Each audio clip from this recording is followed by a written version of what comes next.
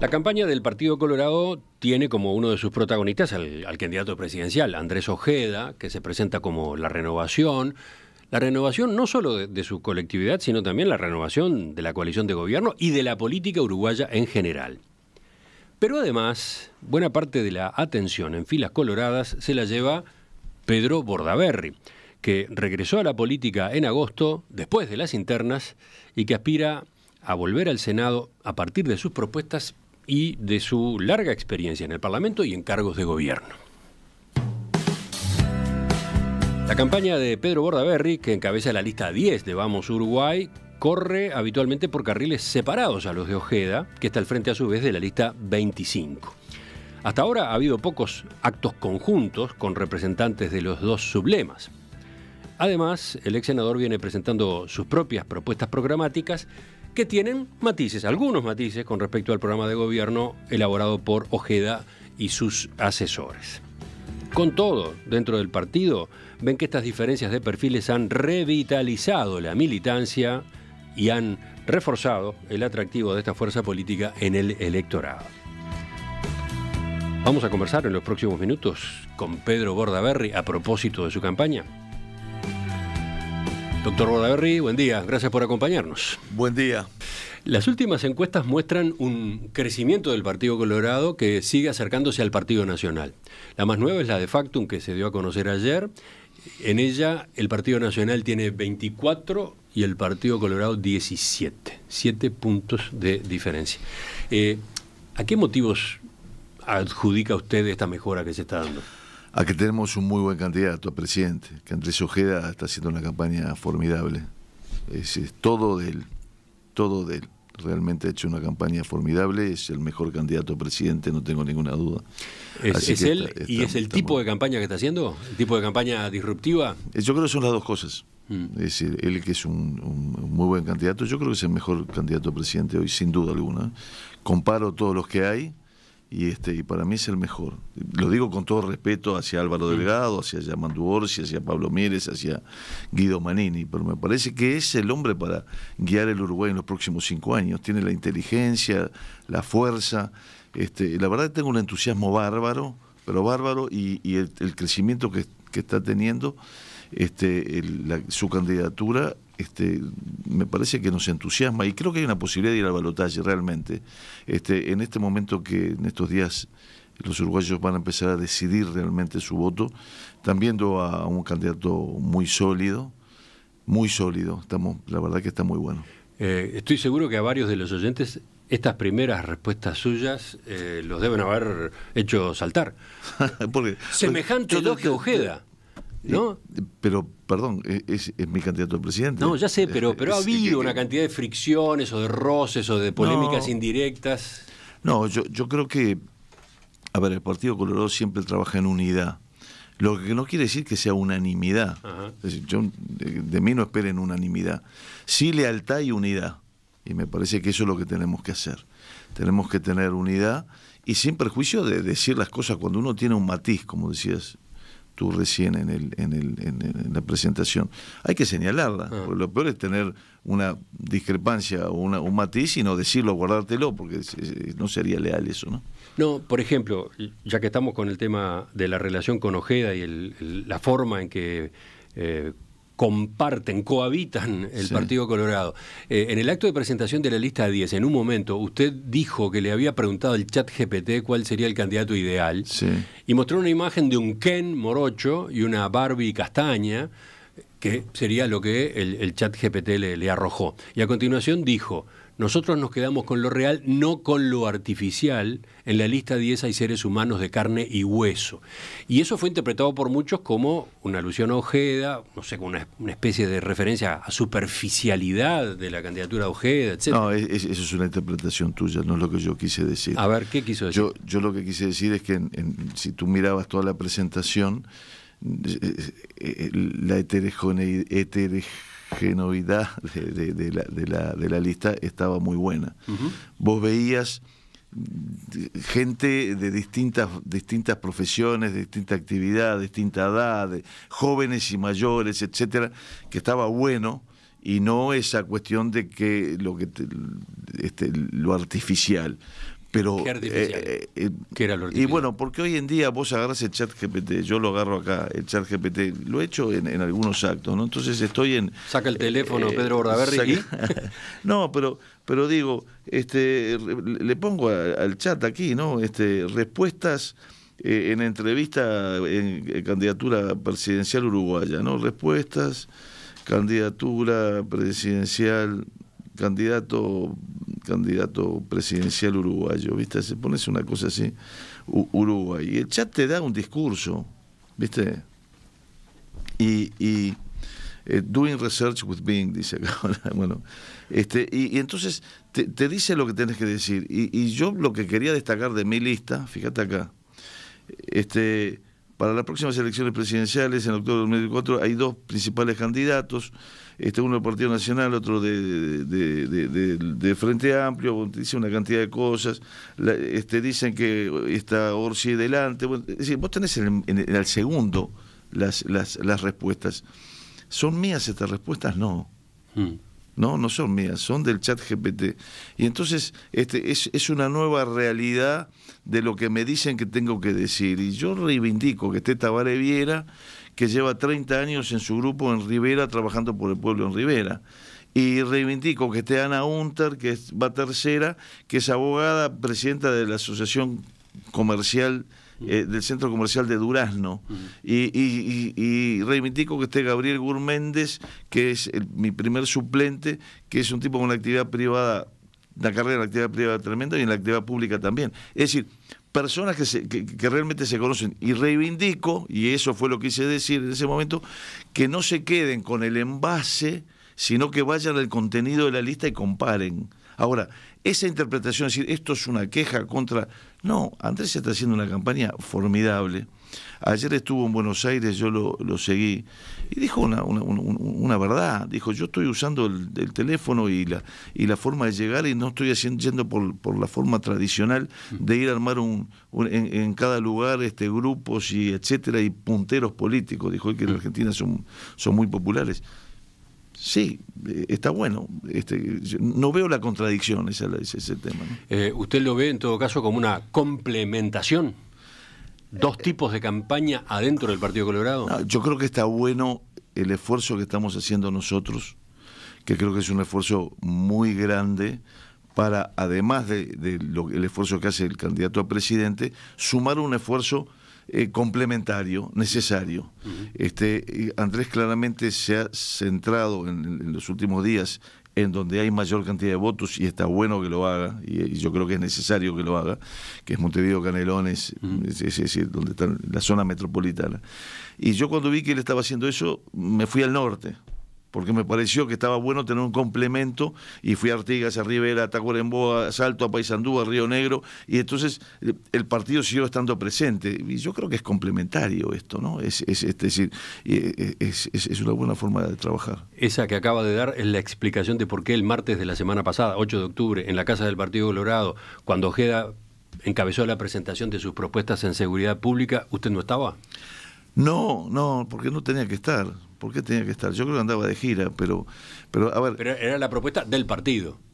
Está bien, pero después presentó una cantidad de propuestas más. El día que se presentó las propuestas, todas del partido, en la Casa del Partido Colorado, yo estaba ahí. El conjunto del programa. Claro, ahí sí. Ahí ese día que fue que se presentó todo el programa, Andrés me invitó a ir, y yo estaba ahí apoyando, y estuve apoyando. Ahora, después cuando se presenta creo que cada poco tiempo se presenta cada una. Se presentan capítulos del programa. En capítulos. Yo no puedo ir a cada capítulo, porque si no puedo llegar en la campaña, pero el día más importante del programa que presentó Andrés Ojeda y me invitó, fui y estuve ahí aplaudiendo en primera fila. De eso no tengas ninguna duda. Lo hice. Y él después vino cuando nosotros lanzamos la lista 10. Él vino y habló y fue muy claro, y nosotros fuimos claros también. Lo que pasa es que, a ver, nadie te dice si este candidato a Senado está en el acto Delgado o aquel en el acto Delgado. Lo que pasa es que nosotros estamos trabajando, tratando de hacer cosas también, ¿no? De eso se trata. Yo no le veo problema.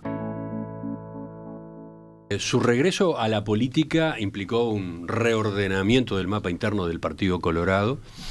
con varios dirigentes y grupos que se movieron, que pasaron de una ubicación a otra para concretamente trabajar con usted.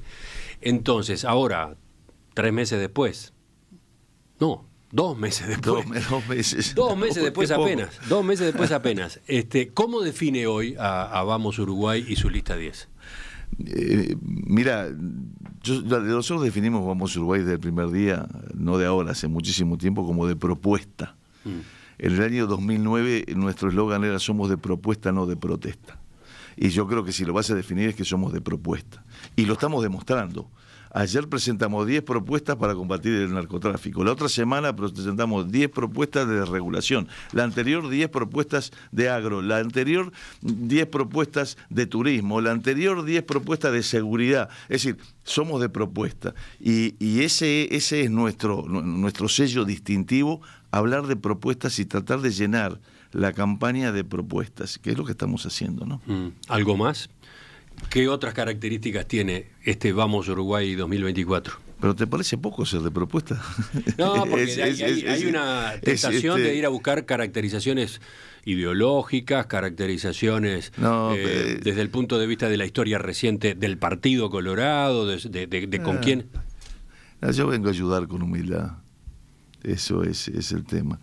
Integra una colectividad política con cuyos principios todos nos identificamos.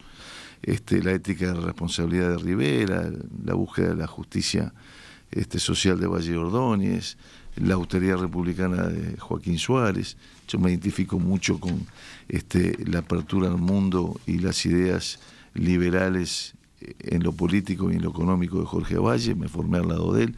Es decir, está bien, pero también tenemos en el grupo, es bastante divertido lo que me pasa con Tabaré Viera, que cuando empezamos él siempre terminaba sus discursos diciendo arriba corazones, ese grito de guerra tan vallista, ¿no? Tan vallista, y yo terminaba diciendo vamos Uruguay, y nos mirábamos, y ahora anoche él terminó diciendo vamos Uruguay, yo arriba corazones. Entonces somos una linda síntesis de algo que pasa en el partido, que está bueno, pero me parece que lo más importante es venir a aportar y a sumar y a ayudar, y me parece que estamos ayudando a que Andrés Ojeda avance, no sé cuánto, de repente es poco, no tengo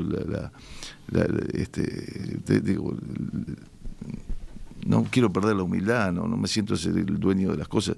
Estamos haciendo un pequeño aporte para que más gente vote al mejor candidato a presidente de la República que hay hoy. Y míralos a todos, imagínatelos, cerrá los ojos un minuto, le pido al oyente. Mire a Guido Manini, mire a Orsi, mire a Delgado, mire a Pablo Mieres y mire a Andrés Ojeda. Y mire los equipos que los rodean, y mire el candidato, y cierre los ojos y diga, che, este es el mejor, vamos a votarlo, es el mejor para los próximos 5 años. Lo digo convencido, me parece que es realmente, y tenemos la oportunidad, porque antes decía, no, pero está muy lejos. No, hoy no estamos lejos, Estamos con una posibilidad cierta de entrar al balotaje. Entonces vamos a ir trabajando en este último empuje para ello, ¿no? Ya seguimos, estamos con Pedro Bordaberry. Ahora sí, en la segunda parte nos metemos en el capítulo propuestas. La campaña del Partido Colorado parece tener 2 grandes protagonistas. El candidato presidencial, Andrés Ojeda, que se presenta como la renovación de la política, y Pedro Bordaberry, que volvió a esta actividad y ahora aspira a ocupar de nuevo una banca en el Senado, y para eso se apoya en la presentación de propuestas, y en su trayectoria anterior en el Parlamento y en cargos de gobierno. ¿Cómo es este posicionamiento? Estamos con Pedro Bordaberry 2 meses después de la entrevista anterior, cuando justamente había desembarcado de nuevo en la carrera electoral. Doctor Bordaberry, usted lo dijo hace un rato, viene presentando propuestas, viene presentando paquetes de 10 medidas, ¿no? Las 10 medidas de la 10 en alusión al número de su lista.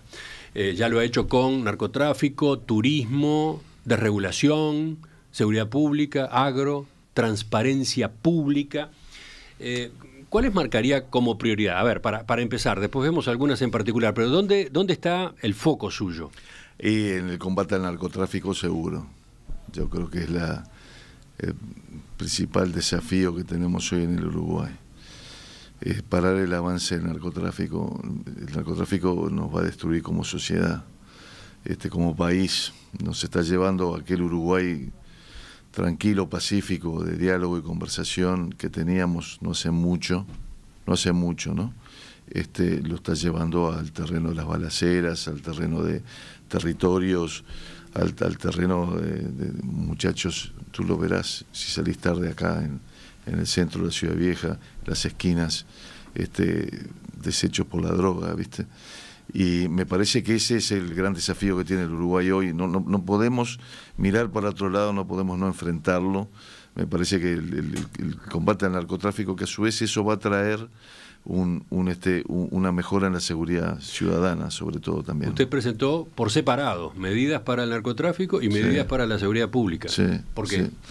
Y bueno, porque tenés lo que es la seguridad pública, que engloba toda la inseguridad, que va desde la violencia familiar y la violencia contra la mujer principalmente, pero va también a los delitos de narcotráfico, pero va también a hurtos, rapiñas, etcétera, etcétera, que no necesariamente vinculados. Pero dentro de eso hay un capítulo que tenés que profundizar mucho más, que es el combate al narcotráfico, porque el narcotráfico te agrega a la inseguridad mucha más violencia. Mucha más violencia. Es decir, hoy no solamente tenemos más inseguridad, tenemos mucho más violencia en la sociedad. Y yo creo que si tú le enfocás, le pones la proa al narcotráfico, que hay que hacerlo, y es muy difícil, me parece que podemos mejorar eso. Y me parece que ese principal desafío tiene el Uruguay hoy. Usted impulsa que las medidas para combatir el narcotráfico formen parte de una LUC. Sí. Una ley de urgente consideración a presentarse el 2 de marzo mismo. ¿Por qué? ¿Por qué apela a ese mecanismo? Y bueno, porque creo que eso ya te va a estar marcando un rumbo, un camino, ¿no? 5 años, lo primero que haces es ponerse esto arriba de la mesa, ¿no? Y este es el camino, y lo vamos a derrotar, y aprovechar esos primeros 100 días en que todo anda bien cuando se instala un gobierno, para tomar las medidas de fondo y marcar que los 5 años es derrotar al narcotráfico en el Uruguay. ¿Una LUC implicaría pasar un mensaje, dice usted? Implicaría no solamente pasar un mensaje, lo que implica es aprobar normas claramente para eso, ¿no?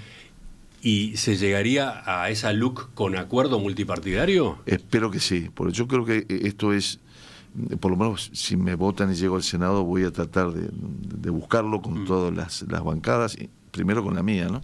Con la del partido, después con todas las demás, porque, a ver, el narcotráfico no te pregunta si vos votaste al Frente o al Partido Nacional, al Partido Colorado, al Cabildo o a los Independientes. El narcotráfico ataca a todos por igual. Y no te pregunta si vos sos trabajador o empresario, no te pregunta si sos hombre o mujer o tenés otra orientación, no.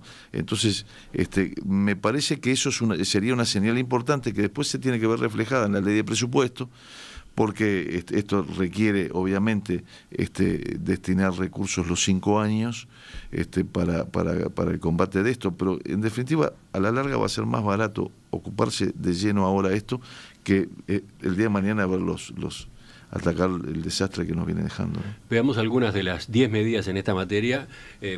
Hay varias que llaman la atención. Una de ellas, la instalación de oficinas de inteligencia de otros países acá en Uruguay. A ver.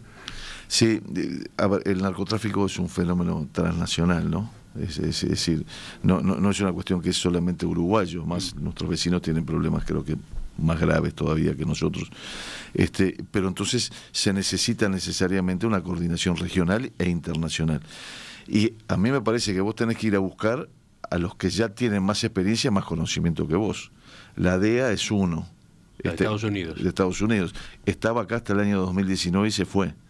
Hay que preguntar por qué se fue, qué tenemos que hacer para que vuelva, y lograr que vuelva y se instale y nos asesore en esto, porque ellos tienen mucho más información de lo que pasa en la región que la que tenemos nosotros. La Unión Europea también tiene una agencia, también hay que decirle, che, mirá, en vez de los cargamentos que agarrás en los puertos allá, etcétera, vamos a pararlos si llegan a pasar por acá y vamos a trabajar juntos en inteligencia. Están las agencias israelíes también, porque el narcotráfico tiene también un vínculo con el terrorismo, ¿no? Y entonces también tiene mucha información. Eso tenemos que tener algo especializado. Obviamente que a mí te cuento que eso me provoca un poco de miedo. Y entonces también proponemos otra, que es crear una comisión del Senado, como tiene Estados Unidos, con integrantes de todos los partidos, uno nomás, pero con una obligación de secreto de Estado mucho mayor que la que tenés en cualquier otro caso, ¿no? Es decir, el control secreto en confianza en un representante de cada partido para que controle eso que va a suceder con la lucha, con el combate al narcotráfico, para darle respaldo al Poder Ejecutivo y a quienes están en eso, sabiendo qué es lo que está sucediendo y obviamente con una responsabilidad enorme, ¿no? ¿Es el punto 7? No me acuerdo el número. Creación de unidad interna de investigación y control de personal. No, ese es otro. Ah, bueno, entonces sigamos explicando eso porque ahora... yo creo que es al final de ese, a ver, seguir leyéndolo. Control parlamentario. Con creación de comisión del Senado de Inteligencia y Lucha contra el Narcotráfico integrada por todos los partidos con representación en él y con obligación de secreto de Estado absoluto. Claro, o sea, llegarle con una obligación más grande. Y además de eso, obviamente, la creación de una unidad interna de control, porque el narcotráfico es un enemigo tan poderoso que tiene mucho dinero, corrompe. Y entonces vos tenés que tener también una unidad preventiva y disuasiva e investigativa de que no haya corrupción, ¿no? Entonces ahí hay esa mucho. Es la otra parte, una unidad interna que va a investigar y controlar al personal vinculado con la lucha contra el narcotráfico. Sí, pero y eso implica policía, civiles y militares. Sí, todo. ¿Viste? Entonces, es decir, cuando vos estás pidiendo mayor poder y mayor actividad, etcétera, también tenés que pedir mayor control. Y mayor control es esa unidad y mayor control también es el Parlamento. Eso que parece decir, lo está burocratizando, en realidad le da al que está trabajando otra tranquilidad y nos da a todos los uruguayos otra tranquilidad para trabajar, ¿no? También propone crear fiscalías especializadas en lavado de activos en Maldonado y en el norte del país. ¿Por qué en esos dos lugares? Bueno, porque hoy no hay. Y entonces vos sabés que el delito de lavado de activos requiere un delito previo, ¿no? Es decir, vos lavás dinero obtenido ilícitamente, en el caso del narcotráfico es evidente. Entonces, ¿qué pasa? Se condena por narcotráfico y hay que mandarlo a la Fiscalía de Montevideo para que investigue el lavado de activos. Entonces es una ineficiencia tremenda la actuación estamos duplicando esfuerzos, ¿no? Entonces, y con el grado que está teniendo tenés que ser más eficiente ahí también. Y eso es una solución práctica a un problema que hoy tenemos, especialmente en Maldonado, ¿no?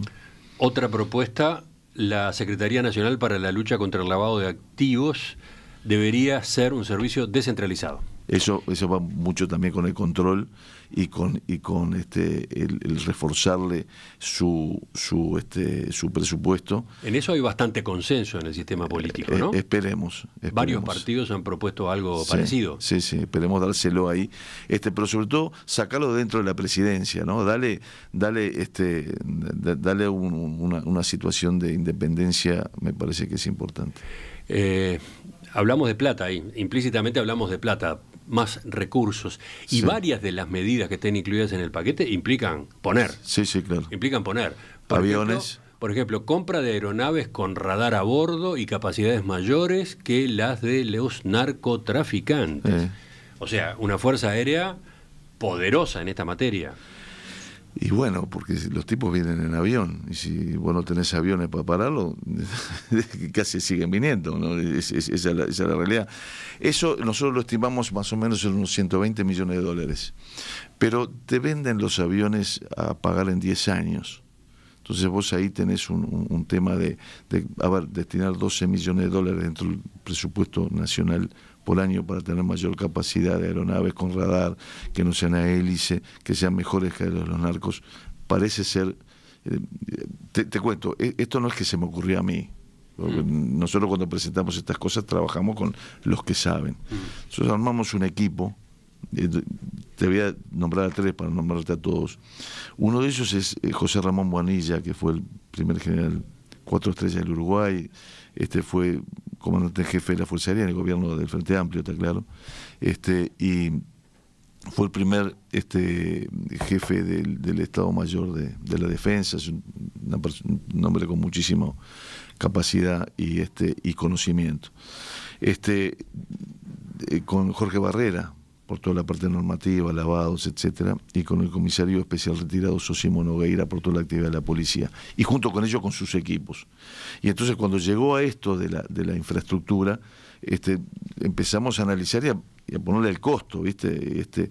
Y realmente sí, cuesta, pero no parece una locura. Ahora se están comprando aviones después de años y años, ¿no? Unos tucanos. Yo tengo alguna matiz, llamarlo, no quiero criticar, está bueno que se compren.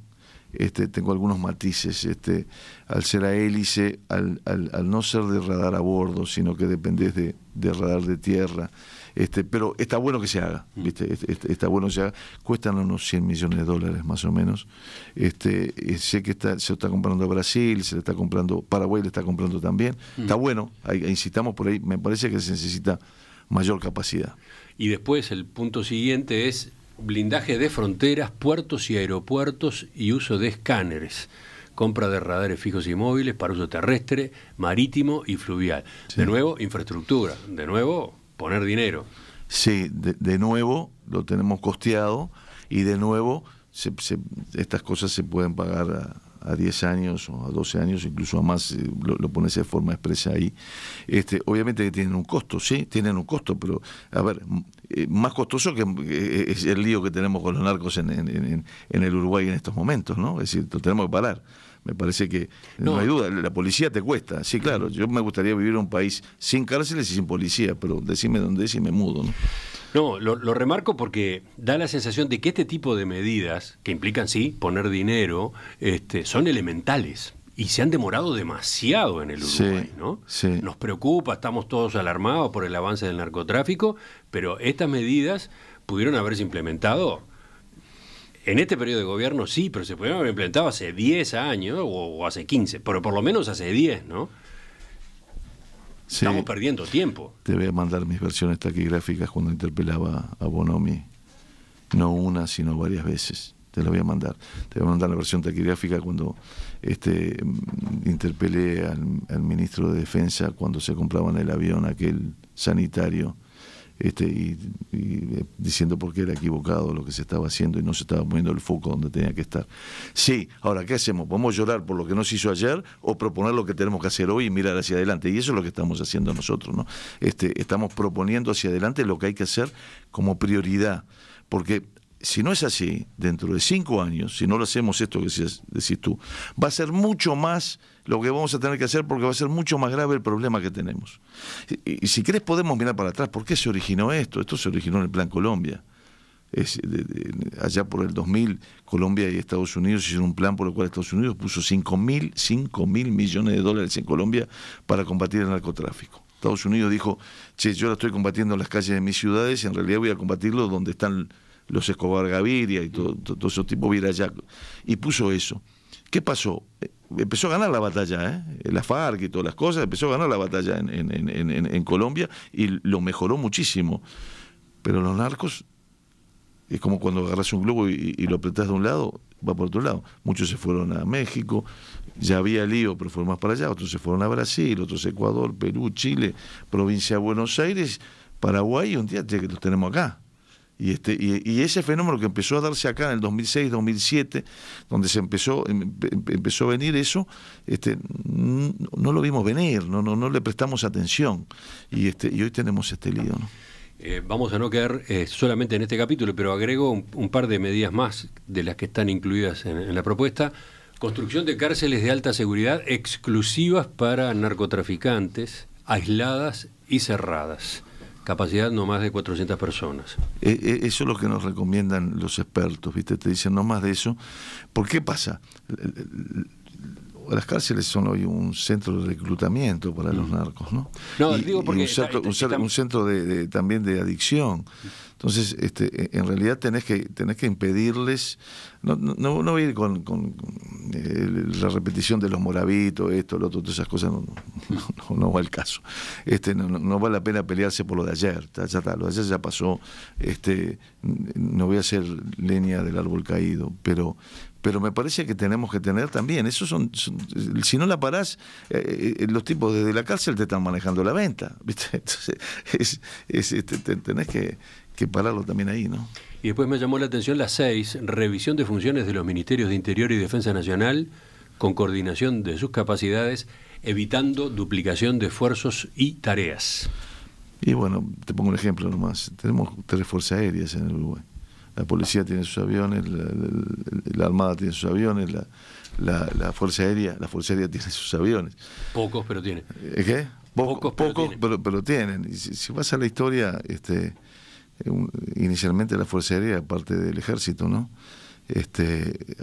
Allá tuvo sus primeras acciones en el año 34, en la revolución aquella que no fue revolución, fue un alzamiento del escribano Basilio Muñoz allá en el Paso de los Ladrones en el Río Negro, donde salieron unos aviones por primera vez a enfrentar a los rebeldes, y eran parte del ejército. Se ha evolucionado. Yo creo que tenés que ser eficiente en esto también, ¿no? Y parecería ser que si tenés una fuerza aérea, darle a la fuerza aérea las funciones de la fuerza aérea y no empecemos todos a tener nuestra propia mini fuerza aérea, ¿no?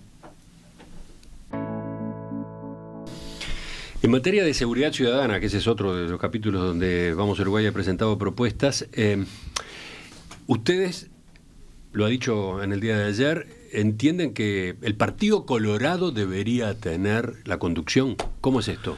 Sí, a ver, lógicamente durante los 15 años del Frente Amplio no tuvimos intervención alguna, más que interpelar a Bonomi y avisar lo que estaba pasando y pedir cambios.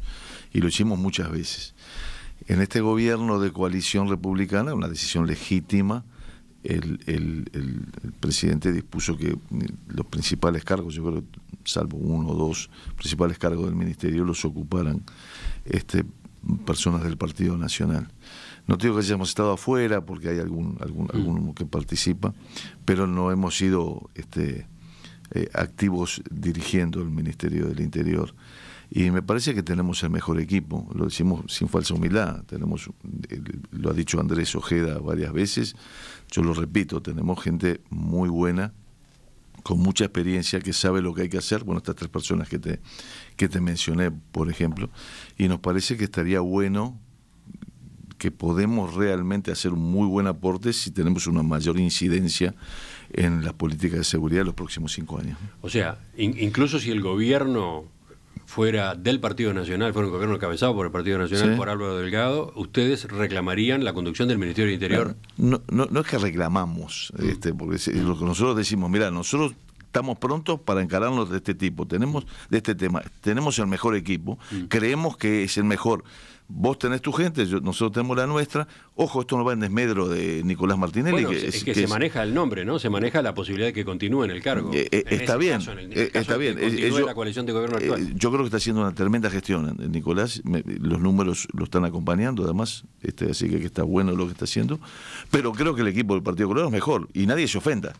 Yo no digo una persona, digo el equipo. El equipo son estas 3 personas, pero muchos más que Andrés los ha presentado varias veces. Es realmente un equipo muy sólido, muy potente, y creemos que podemos hacer una muy buena gestión y enfrentar estos problemas, ¿no? En materia de seguridad ciudadana, ha llamado la atención que usted se opusiera a una propuesta, a una medida que está en el programa del partido. Sí. La creación del Ministerio de Justicia. Sí. Un ministerio que se encargaría de gestionar las cárceles para que los policías no intervinieran en el proceso de rehabilitación, un ministerio que además gestionaría la relación Poder Ejecutivo-Fiscalía. ¿Por qué? ¿Por qué usted se coloca al costado de esto? Mira, en primer lugar, la historia me condena. Yo presenté un proyecto de ley por el cual el Instituto Nacional de Rehabilitación tenía que ser un servicio descentralizado, fuera del Ministerio del Interior y fuera del Poder Ejecutivo, y un servicio descentralizado con 3 cabezas donde estuvieran todos los partidos con representación parlamentaria presente, porque ese es un tema que es de todos. O sea que me parece que es una mejor solución. Esto lo propusimos para tú te recordarás cuando el plebiscito de la Baja la Da, uno de los puntos era para los menores crear un instituto especializado, se creó el INISA y creo que mejoró muchísimo lo que se lleva adelante. Es una solución similar, pero para las cárceles. O sea que había presentado un proyecto de ley antes de que se hiciera el programa y sigo insistiendo, creo que esa es la solución. Me parece que no tiene nada malo que lo diga. Respecto al Ministerio de Justicia, se dice en muchos países existe el Ministerio de Justicia para encargarse de esos temas. Existe en Argentina. existe en el Brasil. Y a mí no me gusta cómo funcionan los ministerios de justicia de Argentina y Brasil y la incidencia que tienen o pretenden tener sobre la justicia y lo que nos enteramos a cada rato del Poder Ejecutivo metiéndose en la justicia. Yo creo en la justicia independiente, un Poder Judicial absolutamente independiente, y me parece que si lo querés mejorar, lo que tenés que hacer es reforzarle presupuestalmente la parte de administración, que es de lo que querés, en lo que querés intervenir, porque vos decís, está bien, en la relación con la Fiscalía, las cárceles también dicen mejorar la parte administrativa del Poder Judicial, y yo creo que cuando vos le manejás la caja o le manejás el presupuesto a un ente independiente, en definitiva estás tentado a influir en eso, y entonces no pongamos esa tentación sobre la mesa, ¿no? De todos modos, la idea del Ministerio de Justicia está muy extendida, no es solo del programa del Partido Colorado. No, el Partido Nacional y el Frente Amplio, o sea, está bueno. Casi que va a contramano. Y a veces hay que ir contramano si estás convencido. Y voy a contramano defendiendo la independencia del Poder Judicial. Así que creo que es una buena bandera. Yo voy contra lo que propone Orsi, lo que propone Delgado y lo que propone Ojeda en este tema, a favor del Poder Judicial y su independencia. Tremendo. Me parece que está bueno. Es una linda batalla para dar. A ver, de repente quedo solo, ¿no? Si me eligen, de repente en 31 perderé 30-1, pero habré honrado mis convicciones. ¿Qué pasa con la Fiscalía? ¿Qué futuro prevé para la Fiscalía, que ha sido motivo de tanta discusión? Bueno, y en la que, por ejemplo, no ha habido acuerdo político para renovar al fiscal de corte. Sí, yo creo en un triunvirato ahí. Ahí creo en un triunvirato. No para repartir políticamente. Sí, ese es el riesgo, ¿no? No, ¿qué riesgo? Si hay 5 en la Suprema Corte de Justicia. Si se reparte políticamente, no. Es decir, el riesgo puede ser nombrar uno también político. Es según como nombrás. Lo que sucede es que yo creo que es bueno el triunvirato porque con el nuevo Código del Proceso Penal, la Fiscalía tiene un poder que antes no tenía. ¿No? Entonces, vos depositar todo ese poder en una sola persona, sin contrapeso de 2 más, me parece que no está bueno. Ahora, tenés que seguir eligiendo una persona que sea obviamente independiente, las 3. Tienen que ser independientes, y eso hay que encontrarlo. Me parece que es el camino, porque no está bueno darle mucho poder a una sola persona, ¿no? Que las 3 sepan cuál es el camino, lo que hay que hacer, y sean independientes. Los ministros de la Corte de Justicia son todos independientes y son 5. A propósito de las cárceles es evidente juegan un papel clave en el combate a la delincuencia, en el acomodo, entre comillas, de la seguridad pública en nuestro país.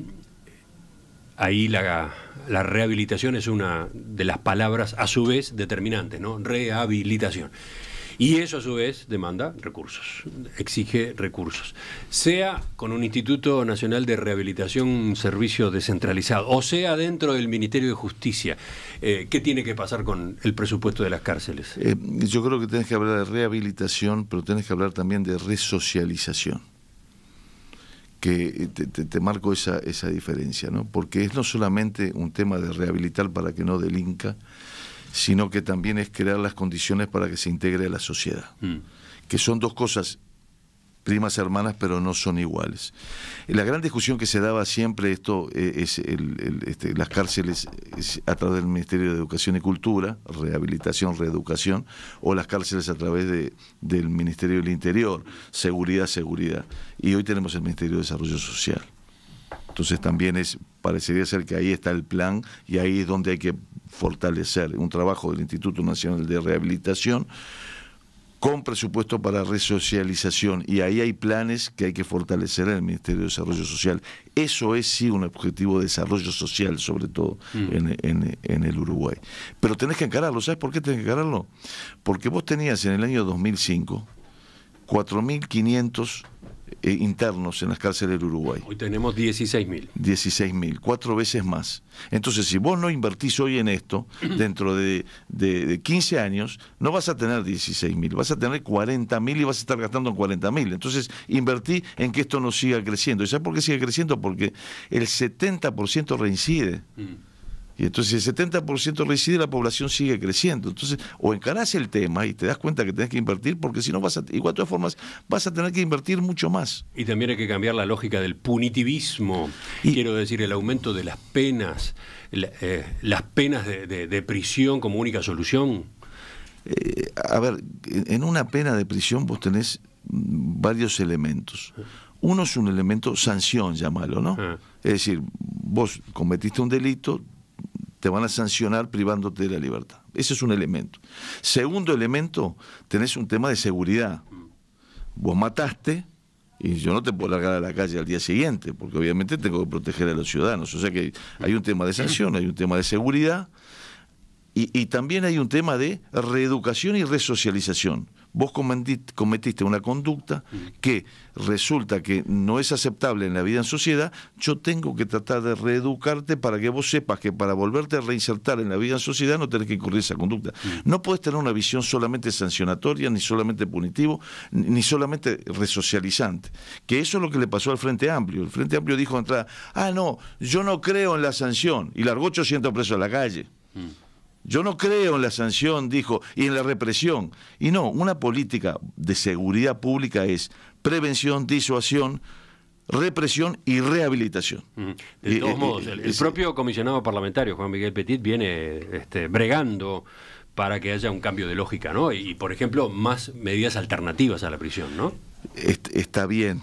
Yo creo que son buenas las medidas alternativas en la medida en que se perciba que tienen una sanción, en la medida que no se afecte la seguridad, ¿no? Ni que hablar, y que efectivamente sea de reeducación y no sea un aliento a cometer más delitos. Porque vos cometes un delito, y ahí está mi gran crítica al Código del Proceso Penal nuevo, que no es nueva, cuando se votó, la dije. El viejo código ponía todo en manos del juez. El juez era el que investigaba, el juez hacía, y cuando tenía todo pronto llamaba al abogado y al fiscal y decía, es esto proceso. Y después empezaba el juicio. Todos decíamos, esto no es garantista. El propio juez que hace todo, que investiga, que te da poco tiempo para contestar, y resulta que después es el mismo que condena. Rara vez no condenaba al que había procesado. Eso que no era garantista, importamos un modelo que en la teoría está bárbaro, ¿no? Investiga la fiscalía con la policía, junta las pruebas, la presenta, se la da al acusado, el acusado junta sus pruebas, van todos al juez y el juez ahí escucha las partes y la prueba decide. Buenísimo. Pero cuando hicieron todo ese sistema se dieron cuenta que era inaplicable en el Uruguay, porque si cada juicio penal sigue ese sistema, no damos abasto y es imposible que tenga este resultado. Entonces, ¿en qué se transformó? En que necesitamos acuerdos abreviados, juicios abreviados y acuerdos. Y necesitamos también instrucciones a los fiscales para que no persigan algunos delitos, porque si no hay demasiado trabajo. Entonces, ¿qué se transforma esto? Mirá, yo te voy a pedir 8 años, pero si me aceptás en el juicio abreviado van a ser 4, y de esos 4 te voy a dar 1 efectivo y 3 en no sé cuánto, y entonces así nos evitamos el juicio. Transformamos aquel proceso dirigido por el juez, que era el que aplicaba todo, lo transformamos en una negociación comercial. No, entonces ni aquello era tan malo ni esto es tan bueno, ¿no? Y en el medio surgen estas cosas, no, pero entonces no tenemos que ir por medidas alternativas porque no hay lugar. Y la solución del Frente fue largar los presos y hoy tenemos 16.000. Entonces, me parece que es momento de encararlo en serio esto y sobre todo hacer bajar el delito. Enseguida viene el final de la entrevista, por lo menos con 3 preguntas. En el final de la entrevista con Pedro Bordaberry, y recorriendo propuestas, estos paquetes de las 10 medidas de la A10, me quedan 2 preguntas y después una más política, digamos, más de la interna. En el capítulo de medidas sobre agro aparece un compromiso, comillas, evitar el atraso cambiario. Eso es muy genérico, ¿no? ¿Cómo lo lograría? No, no solamente dice compromiso, sino que dice cómo también, ¿no? Ahí te está diciendo bajar el stock de letras de regulación monetaria. En ese mismo capítulo, si lees todo el capítulo, dice eso. Dice no permitir que actores relevantes del mercado cambiario compren fuera de él, también. que son dos elementos que nos parece muy importantes. Y también dice, en otras de las medidas que creo que si el dólar no sube y afecta al sector exportador y al sector agroexportador, también la necesidad de buscar algún tipo de paliativo, como es el ingresar al mercado sin pagar aranceles, como hacer desregulaciones, como eliminar una cantidad de burocracias, es decir, soltar aflojarle la cincha con esas cosas, ¿no? Me parece que hay mucho todavía para hacer ahí. Obviamente que si la Fed sube, baja las tasas de interés, pega en el mundo y ahí nos afecta. También todos sabemos que el tema del gasto del Estado y lo que gasta el Estado en pesos también te afecta en el valor del dólar, ¿no? Y entonces también ahí hay algo en lo cual trabajar, ¿no? Bueno, el déficit fiscal. Sí, sí. Y hace un rato estábamos hablando de aumentar el gasto. Sí, sí. Bueno, cuando el doctor Valle, en el gobierno que tuve el honor de integrar, entregó en marzo del 2005 el país, habían 235.000 funcionarios públicos. Cuando entregó el Frente Amplio, 325.000. Este gobierno va a entregar, creo que son 315, 320, bajó muy poco. Me parece que ahí hay mucho para hacer también. Después, liberalizar el mercado de combustibles. Sí. Este gobierno quiso avanzar en esta dirección, fue en la LUC, pero se encontró con oposición dentro del Partido Colorado, particularmente del sector vallistas. Entonces, este tema es un tema suyo, es un tema del Partido Colorado, lo ha discutido. No te des por vencido ni a un vencido, no te sientas esclavo ni a un esclavo. Ten el tesón del clavo enmohecido, que ya viejo y ruin vuelve a ser clavo. Que vocifere tu cabeza rodando por ese alma fuerte. Insistiremos, nos parece que es la solución, y no solamente es la liberación de la importación del combustible, sino que es también mayor desregulación en la propia cadena de distribución, y ahí hay mucho para trabajar, para provocar más la competencia entre ellos, entre distribuidores. Hay mucho para hacer. No es la primera vez. ¿Te acordás que yo creo que cuando fui ministro de Industria, estamos viejos tú y yo, Emiliano, allá por el año 2002, 2003, hace ya como 20 y pico de años, en el viejo programa Es Perspectiva, en otra radio que no vamos a mencionar porque es la competencia, me preguntaste por eso. Y me dijiste, ¿tenemos que tener una refinería? No tenemos que tener una refinería, me dijiste. Sí, ¿te acordás de eso? Era el debate, ¿no? Y yo te dije que en ese momento una refinería podía ser estratégica, porque depender solamente de la importación podía llevarte a condicionar los precios a nivel internacional, y por eso era estratégica. No fue muy... las situaciones cambiaron. Hoy, ¿cuántos autos eléctricos estás viendo por las calles de Montevideo? Y cada vez vas a ver más.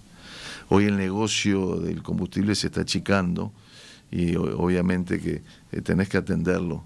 Si vas a la historia, ¿sabes cuándo circuló por Uruguay el primer automóvil? El primer vehículo. En 1900. Lo trajo Alejo Rosselli Ríos. Era belga, un Delin. Decía en ese momento la revista Rojo y Blanco, decía, es un relámpago. Va por 18 de julio a 20 kilómetros por hora. Desaparece. Después en 1911 apareció Rockefeller con la Standard Oil a instalarse acá, y después vino toda la historia de ANCAP, etc. Hoy no es un Delin el que está circulando, son los Tesla, los BYD, todos esos autos eléctricos. Y por ende tenemos que adaptar las normas a eso y liberalizar darnos cuenta que liberalizar la importación de combustible nos va a ayudar bastante, ¿no? Para terminar, puede ocurrir que de esta elección del 27 de octubre no salga ninguno de los dos grandes bloques con mayoría parlamentaria. Puede pasar. Sí. Dependiendo de cómo voten los otros partidos, en particular el partido que encabeza Gustavo Salle, ¿no? Sí. Le coloco en un escenario completamente hipotético. Gana el Frente Amplio, pero no tiene mayoría parlamentaria. ¿Qué papel se imagina jugando usted? Para eso quiero antes pasar un aviso, si me dejas, se van a necesitar senadores con mucha experiencia y capacidad de diálogo. No, porque podría ocurrir que Gustavo Sáenz tuviera la llave de las mayorías. Está ¿no? bien, pero por eso me estoy presentando. Porque se va a necesitar, pase lo que pase, senadores y legisladores con experiencia y que sepan buscar acuerdo y diálogo con todos. Te lo dice quien fue ministro en 3 carteras a la vez en un gobierno en minoría, porque esto no es nuevo. Yo cuando asumí los 3 ministerios que asumí, el Partido Nacional ya no estaba en el gobierno, se había ido, estábamos en minoría, nos costó el ministro de Economía, nos costó el ministro de Salud Pública, pero siempre buscamos el diálogo para que las cosas sucedieran y el Uruguay saliera adelante. Y esto es lo que tenemos que buscar de vuelta. Yo creo que ese escenario que tú dices es muy factible, de que nadie tenga mayoría. Y eso significa una gran responsabilidad para todos y la cabeza para que todos veamos que vamos a tener que construir acuerdos y diálogos para que el Uruguay funcione, para que las cosas imprescindibles sucedan. Y en eso, a ver, yo fui, creo yo, uno de los opositores durante el gobierno del Frente Amplio más duros. Interpelé a Bonomi 3 veces, al ministro de Relaciones Exteriores, al de Economía, al de Educación. Iba a fondo. Integré la comisión investigadora ANCAP. Pero siempre que me necesitaron estuve. Y renovamos la Corte Electoral, renovamos el Tribunal de Cuentas 2 veces, nombramos un fiscal de corte, nombrábamos todos los ministros de la Suprema Corte de Justicia y en algunas leyes votamos juntos.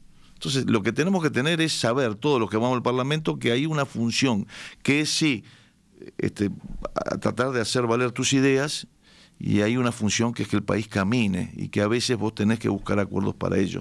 Y si no entendés eso, no entendiste nada, no entendiste lo que es la democracia. Y entonces, para eso es que le decimos, voten la lista 10, con Andrés Ojeda el mejor presidente. Pasó el aviso al final.